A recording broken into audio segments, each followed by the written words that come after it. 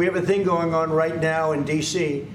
We went from the most unsafe place anywhere to a place that now people, friends are calling me up, Democrats are calling me up, and they're saying, sir, I want to thank you. People that haven't gone out to dinner in Washington, D.C. in 2 years are going out to dinner. And the restaurants the last 2 days were busier than they've been in a long time. All right, there you have it. Joining us now is U.S. Attorney General Pam Bondi. AG Bondi, you must be doing something good since you federalized this Washington, D.C. story. Even people are going out to dinner. Even President Trump, no, maybe he went out to dinner. I don't know. But I'm told, what did I say, over 400 arrests total now, 137 over the weekend, and you're cleaning the homeless. Tell us about it, because this is like a miracle story. Yeah, and Larry, this is all done, of course, at the directive of Donald Trump. He's making our world safe, and he's certainly going to make our capital the safest place in the country. Larry, to put it in perspective, Washington, D.C. had the 4th highest homicide rate in the country, right here in the Capitol, 6 times higher than where you are right now in New York City. Higher than Chicago, higher than other major cities, and it had to stop. So President Trump knew this, and he said, we're going to federalize it. We have been working hand in hand with our great men and women in the Metro Police Department, the Transit Authority. We've brought in the Park Police, the National Guard, all of the agencies that fall under me, the FBI, Kash Patel's doing a great job, DEA, Terry Cole, ATF, U.S. Marshals, Gowdy Serralta's managing the whole thing. Terry's also managing it. I was out there every single night this weekend at the command center with all of our law enforcement, and but for the T-shirts they were wearing, you could not tell who was with what agency. It was such camaraderie, such cooperation. The stories they tell every night about keeping D.C. safe. They've taken 59 guns off the streets right here. Just this weekend, they got 21 guns, Larry. To hear, it was amazing, the stories they were telling me. Saturday night, before they went out, before it was even dark, they performed a traffic stop. All these guys got out, bailed out of the car, took off, caught the majority of them. 3 guns under the seats in the car. 1 was an assault rifle. That's the kind of crime that was happening right around the corner from us in our nation's capital. Larry, not only that, Donald Trump's going to make it beautiful again. He's been out taking the graffiti off of our beautiful monuments, off of the streets, off of the businesses. We're going to clean up this city at his directive, and the people are loving it, and the law enforcement officers are loving it. AG Bondi, I'm told by friends that Union Station has been cleaned up and the homeless have been moved to other places, you know, to get help, whatever they need help. But if you can clean the homeless up, that would be remarkable. And maybe some other cities, you know, there's a story in the, I think it's front page of the Journal today, or anyway, a story in the Wall Street Journal. Downtown Los Angeles is gone. It's absolutely gone. The stores, everyone's left. It's practically a deserted city because of the homeless problem, which is so gigantic. You're maybe giving us an example of how to handle it in Washington, D.C. That's exactly right. And I was out in L.A. for work a couple of weeks ago. I was with Bill Asaley, our U.S. attorney.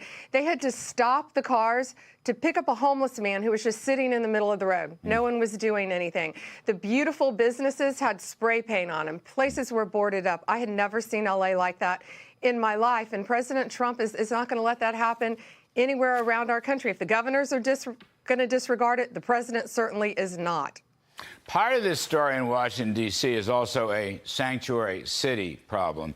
It is no longer a sanctuary city. And you've said sanctuary jurisdictions should not receive federal funds if they do not cooperate with ICE. And you are not reluctant to enforce that. Tell us more about that, because that, in some sense, is a big part of the criminal problem. It sure is, and they had sanctuary policies here in D.C. No longer. They've been working with us. You know, you have to tell us if there are illegal aliens in your database. If we're arresting someone, we are going to know if they're an illegal alien. So last week I sent out 32 letters to mayors around the country, and I believe to 7 governors, telling them you better comply or you're next. If they don't comply with this, Larry, we're going to work with our other agencies to cut off their federal funding.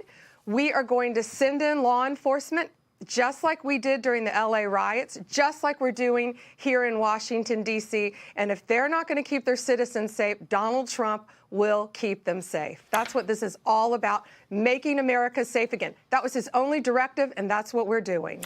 Attorney General, so I'm just reading. On this sanctuary city, you sent notes out, 12 states, 10 major cities, New York City, Boston, Chicago, Los Angeles, San Francisco, and Philadelphia, major cities.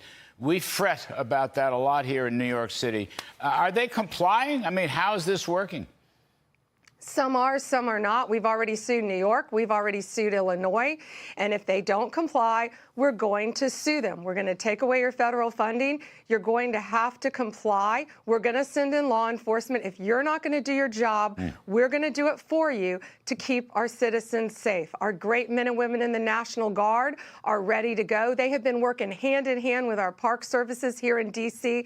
Again, everybody is working so great together. The Metro Police are loving it. The Transit Authority Police, Larry, down in the Metro, they're loving what we're doing because they can actually now arrest people. They have federal officers with them. They're buddied up, and they are making arrests, keeping Americans safe and keeping our capital safe. You know, families want to come here. Today I was looking, and there were so many families out because kids are still on summer vacation. All of our museums are free. The Smithsonian is free. You have our beautiful monuments. You have the zoo.